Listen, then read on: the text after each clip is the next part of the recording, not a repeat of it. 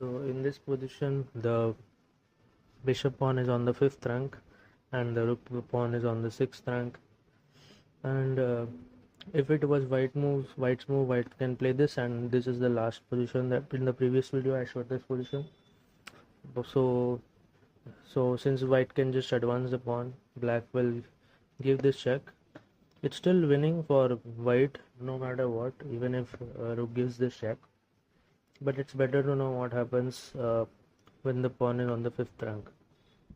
So king would go here, and now rook has 3 moves. All of them lose, but it's better to know how to win with white. So rook can go aim at the f pawn, rook can attack the h pawn, or rook can just play a waiting move. And these three are the cases that I'll be talking about.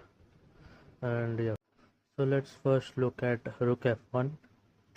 After this move, rook gives this check. Then king has 2 moves, either to go to f8 or to h8. Both of them lose, obviously. So let's first look at f8. After f8, we can't push the pawn directly, because if we push the pawn, rook will sacrifice. King takes, then king takes, and this pawn is lost and the game is a draw. And so we need to be careful and not push the pawn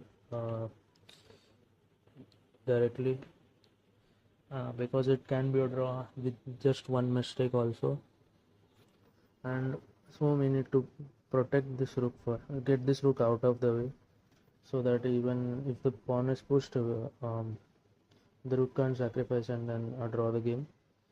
And so after this move, rook goes here, now king here, and now the pawn cannot be pushed. For example, if king goes here, we can start pushing this pawn, and if rook plays a waiting move, we can play this check. King goes here, now we can push, and if rook goes here, we can block with the rook. If rook gives a check, we can go here with the king, and now the pawn cannot be stopped from promoting. And so this is how you can win if king goes to f8. Now let's look at what happens if king goes to h8. If king goes to h8, we need to play this move. We can also play this, but this is more precise, because you will see why. For example, if after this um, rook goes with king goes to g8, and now we have this check. King goes here, and after this we have this move. Now we played king e7, so that when rook goes here, we can go here and exchange try to threaten an exchange of the rooks to win the game. So black would have to waste a move to not exchange the piece, and that's why rook e7 is played instead of going back.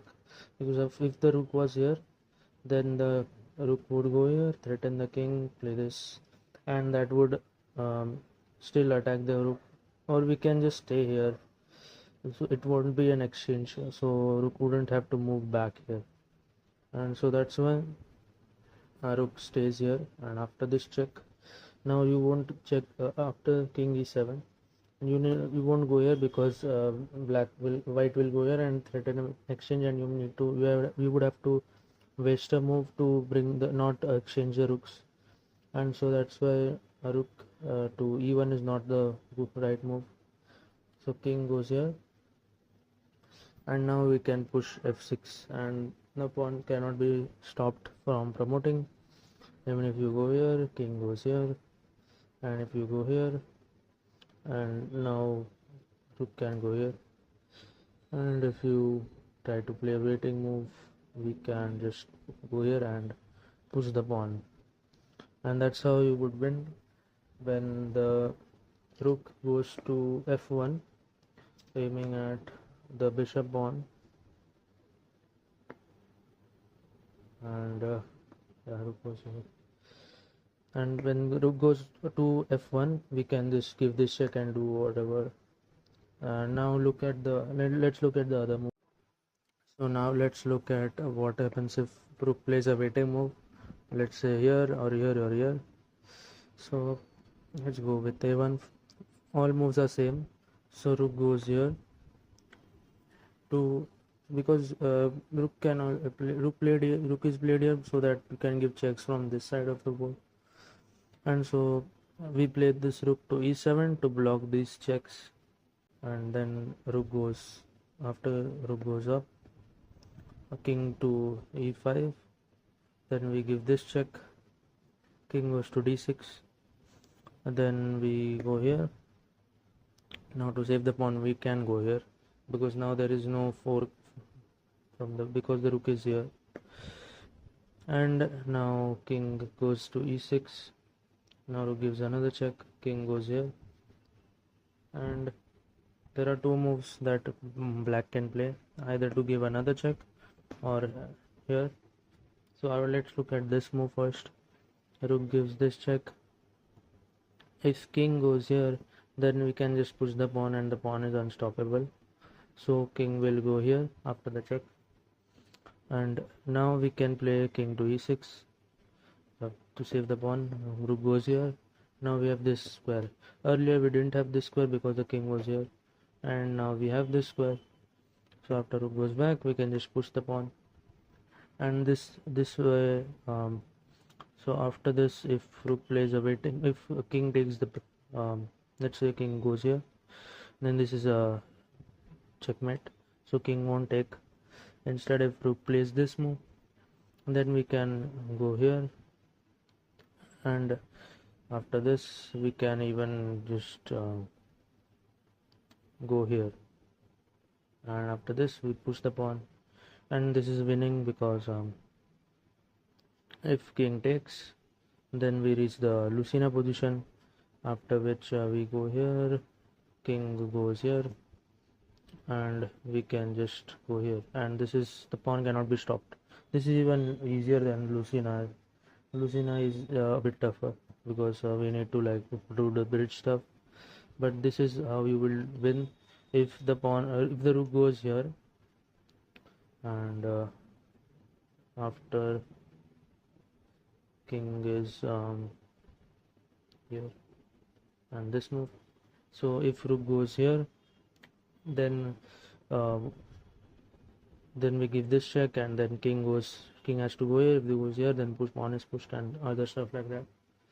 So what happens if rook gives this check, king goes here, and after this rook goes to e5, and after f7 we can go to here, and after takes we can just push the pawn. Now the pawn cannot be stopped, and this is how you will win the game.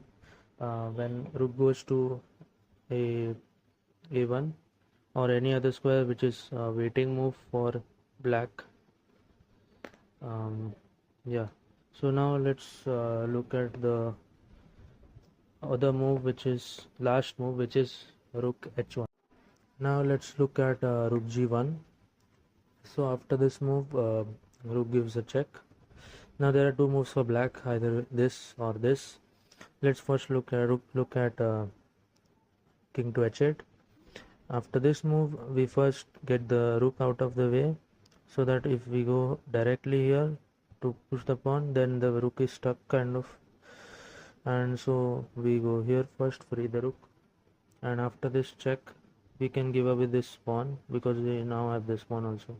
We can play this, rook goes here, then we can push, and this is unstoppable for black to stop this pawn, because if king goes here, we have this check.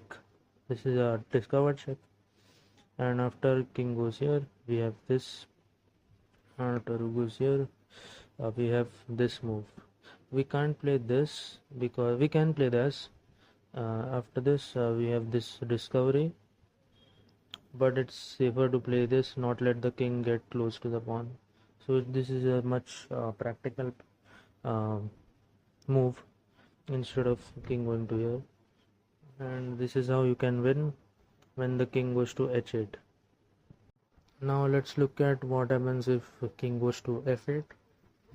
After this move, we play this move to protect this pawn. Now we need to protect this, otherwise we if we don't do that, um, if we instead play this move, then this just loses the rook. After this, we can't protect the rook, and this is lost for this would be lost for white if we don't do that. So we need to protect, we need to go here first, and after this move, rook gives this check, king goes here, and rook goes attacks this pawn. Now we play this move with our rook, we give up this pawn. So there are two moves for white, for black. Rook can either go back here to not let the king get away, or rook can take this pawn. Both are losing obviously, but let's look at how white can win. So what happens after rook goes here?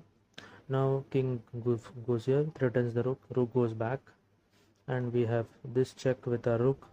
Now king has to go here, and we push this pawn, and now the pawn cannot be stopped. For example, if we go here, goes here, and after all these checks, we just push the pawn, and so that's why rook to rook takes is not the move after king goes here. So rook takes the pawn is not the move. So let's look at the other move, which is rook g1. Now let's look at rook g1 after rook a7. Now we can push this pawn, and rook g2, maintaining this file so that the king won't let get out. Rook g7 to kind of exchange the rook and kind of threaten the exchange, and after this rook goes here. Now we can get a king out, and this is winning. Let's see how. So rook gives a check, king goes here, rook gives another check, king goes here, rook gives another check, king goes here, and now if rook threatens, we just push the pawn, and this is winning. For example, if rook goes here, then we can give this check, king goes here, and then we promote, and this is winning. And this was how to win with white when you have a bishop pawn on the 5th rank and a rook pawn on the 6th rank, and you have a rook, and the opponent also has a rook. And so that's all for this end game, and thanks for watching.